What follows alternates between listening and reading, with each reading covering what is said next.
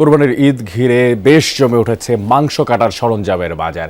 কামারপাড়ার পাশাপাশি অনলাইন থেকে ওই সব সরঞ্জাম সংগ্রহ করছেন অনেকে, আর ক্রেতাদের অভিযোগ বাড়তি চাহিদার সুযোগ নিচ্ছেন দোকানিরা। যদিও কারিগররা বলছেন কাঁচামালের দাম বাড়ার প্রভাব পড়েছে এই সব সরঞ্জামের উপর।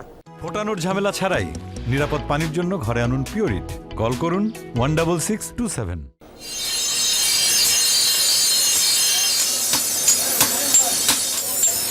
কারিগরের হাতুড়ির আঘাতে কয়লার আগুনের দগদগে লাল লোহা রূপ নিচ্ছে দা, ছুরি, চাপাতি সহ নানান সরঞ্জামে। কোরবানির ঈদের সময় বরাবরই এসব সরঞ্জামের চাহিদা অনেকটা বাড়ে। ক্রেতাদের অভিযোগ বাড়তি চাহিদার সুযোগ কাজে লাগিয়ে দাম বাড়িয়ে দেওয়া হয়েছে। তবে কারিগররা জানালেন কয়লা ও লোহার দাম বাড়ায় এসব সরঞ্জামের বাজার এখন ঊর্ধ্বমুখী।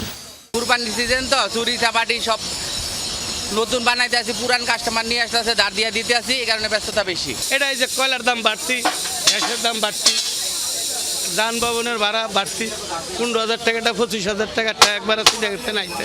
আমাদের লোহা, তারপর স্প্রিং জাতীয় যে লৌহ জাতীয় যে পণ্যগুলি আমাদের কিনতেই বেশি দাম লাগছে আর কি। 200 টাকার জিনিস 400 টাকা বলে, 150 টাকার জিনিস হইলো 300 টাকা বলে। প্রাইস একটু ভিন্নতা আছে, যেরকম আগে যেটা ছিল 150, এটা এখন 160, 80 এরকম।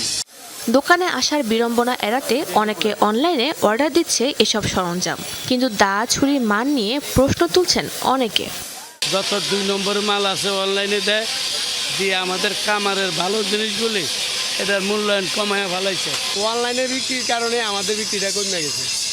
অনলাইনে তো হেরা দেয় 2 নম্বর মাল ঢুকাইয়া দেয়, আপনার মোবাইলে অ্যাড দেয় একটা, আপনার দেয় আরেকটা। অনলাইনে বিক্রি করা হচ্ছে, অনলাইনের সময় ডুপ্লিকেট দেওয়া হয়।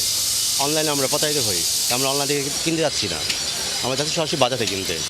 বটি, ছুরি এর পাশাপাশি বেড়েছে মাংস কাটার জন্য ব্যবহৃত খাটটার দামও। বিক্রেতারা বলছেন কাঠের দাম আগের বছরের চেয়ে বেশি, আর এর সাথে বেড়েছে কারিগরের মজুরিও। এবারে কাঠের অনেক দাম বাড়তি। আগে তো মনে করেন 200-150 টাকা করে বিক্রি করছি, এবারে কিনেই আছে আমাদের 400-র উপরে। এর লাগে মানে কাঠের অনেক দাম।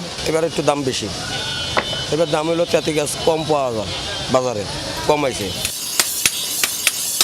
বিশ্লেষকদের ধারণা, কোরবানি ঈদের সময় এসব সরঞ্জাম কিনতে হাত বদল হয় 400 কোটি টাকা। শাজদিন অন্তরা, যমুনা নিউজ, ঢাকা।